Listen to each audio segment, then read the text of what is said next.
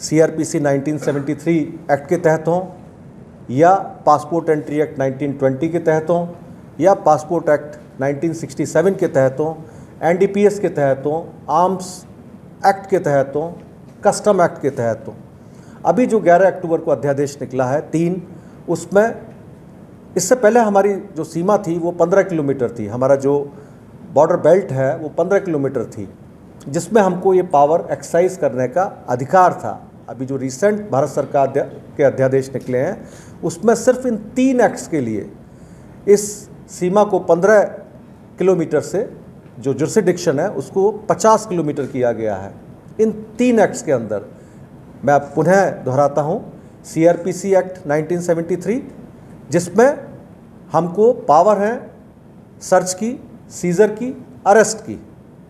Then passport entry act 1920 और passport act 1967, इसके तहत हमको पावर है कोई भी जो इलीगल माइग्रेंट है उसको गिरफ्तार करने की, इन्फिल्ट्रेशन को रोकने की। इन जो 3 एक्ट्स हैं इसके लिए हमारा जो एरिया ऑफ जुरिसडिक्शन है वो 15 से 50 किलोमीटर किया गया है सिर्फ।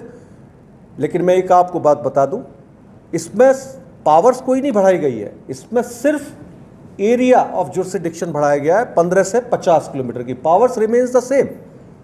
नंबर 2, BSF के पास इन्वेस्टिगेशन की पावर्स नहीं है, BSF के पास FIR की पावर्स नहीं है।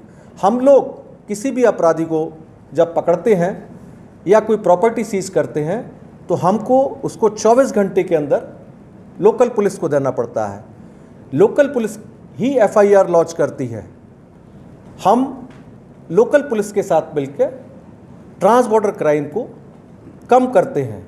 अभी जो पावर्स हमको मिली हैं इससे हमारा लोकल पुलिस जो है और जो दूसरी एजेंसीज़ हैं उसको स्ट्रेंथन करने में बहुत मदद मिलेगी। हम कहीं भी किसी दूसरी एजेंसी की पावर्स को इन्फ्रिंज नहीं करते हैं। मैं पुनः दोहराता हूँ कि इसमें हमारे पास ना तो FIR लॉन्च करने की पावर है, ना हमारे पास इन्वेस्टिगेशन पावर है। हम लोग सीमा पर इन तीनों एक्ट के तहत, passport entry act, passport 1967 act और CRPC के तहत कोई भी जो क्राइम होता है उसको हमको अरेस्ट करके और प्रॉपर्टी को सीज करके हमको पुलिस को देना है। हमारा पुलिस के साथ कोऑर्डिनेशन बहुत अच्छा है।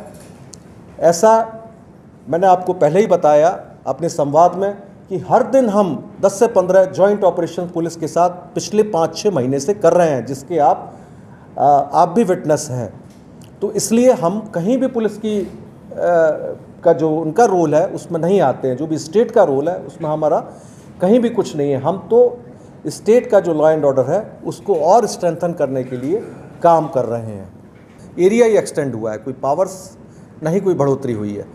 इनके आने से हम लॉ एंड ऑर्डर को और स्ट्रेंथन करेंगे।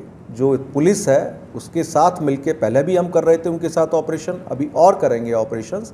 और इन 3 एक्ट के तहत यदि कोई अवांछनीय पर्सन 15 से 50 किलोमीटर में पाया जाता है, चाहे वो इलीगल माइग्रेंट हो, चाहे वो कोई स्मगलर हो, तो उसको भी धरपकड़ करने में पुलिस के साथ मिलकर हम लॉ एंड ऑर्डर सिचुएशन को और इम्प्रूव करेंगे। हमारा पुलिस के साथ दूसरी एजेंसीज़ के साथ, चाहे स्टेट की एजेंसी से, बहुत अच्छा हमारा कोऑर्डिनेशन है। वी वर्क इन सिनर्जी, पूरे सिनर्जी ऑपरेशंस हमारे होते हैं और हमको स्टेट की जितनी एजेंसीज़ हैं उनके साथ कोऑर्डिनेशन करने में कोई भी परेशानी नहीं है, सभी का सहयोग रहता है।